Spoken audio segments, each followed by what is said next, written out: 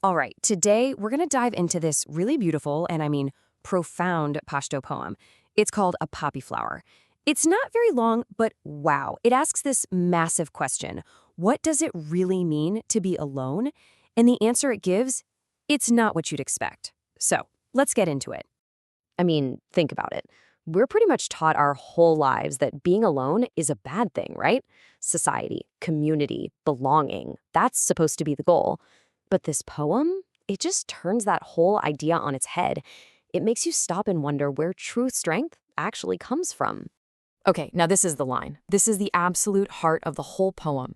And it's a total paradox, isn't it? Who in their right mind would choose a dry, empty desert over the legendary, lush gardens of Iran?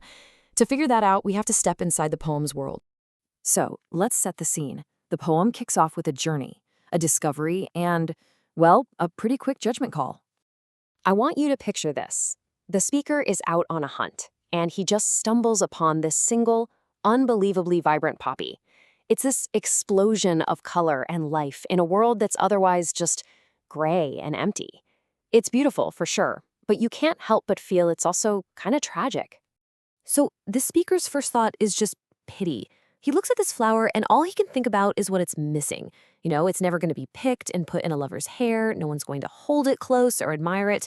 To him, being so isolated is a tragedy. He calls it a hapless flower, totally cut off from everything. But this is where the whole story flips. And to get why, we need to get to know the poet himself. See, the man who wrote this was no stranger to being alone. In fact, you could say his own experience with isolation is the key that unlocks the meaning of the entire poem. So, who was this guy, Ghani Khan? Well, he was a rebel, an artist, and, get this, the son of the famous frontier Gandhi. But here's the crucial part. He was arrested. He spent 6 years in prison, and it was in that cage, his own personal desert, you could say, that he wrote his most powerful work. He wasn't just imagining isolation, he was living it. And that experience forged a totally unique way of seeing the world. And here's the thing. For Ghani Khan, who was really influenced by Sufi thinking, being alone wasn't a punishment. Not at all.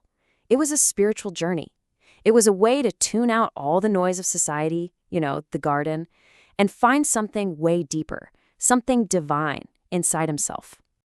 Okay, so let's get back to the poem and see how this all comes together in the flower's amazing reply. Because when the speaker feels sorry for it, the flower isn't sad. Oh no, it's proud. This is the core conflict. The garden, that's society. It's comfort. It's fitting in. But what's the price? You're anonymous. You're just one of thousands, a nameless droplet in a nameless sea. But the desert? Yeah, it's harsh, but it's where you become an individual. You become distinct. You become, as the poem says, a flamboyant flame. What an incredible line. The flower doesn't see itself as just a plant. It sees itself as a piece of divine light. Its beauty isn't made weaker by the emptiness around it. It's made stronger. It stands out because it's alone. It's a miracle from the sky. And this is a choice. It's deliberate.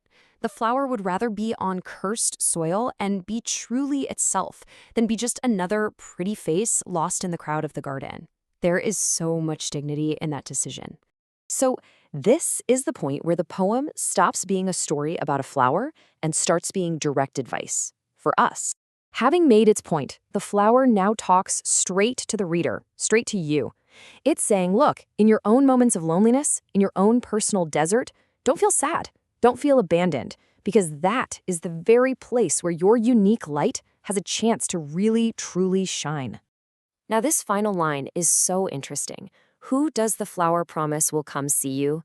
Not some prince, not a cheering crowd, but a sore Ghani Khan, another wanderer, another outcast, someone who gets the pain and the beauty of the desert. The poem is telling us that it's only the people who've walked through their own deserts who can really see and appreciate the light in someone else. And that brings us to the final question, really, a question the poem leaves for us. It makes you look at your own life and ask, what's your garden? That comfortable, crowded place you're staying in just because you're afraid to leave. And what cursed soil might you need to step out onto to finally become that flamboyant flame? That is a challenging thought, right? And that, right there, is the real, lasting power of Ghani Khan's poetry.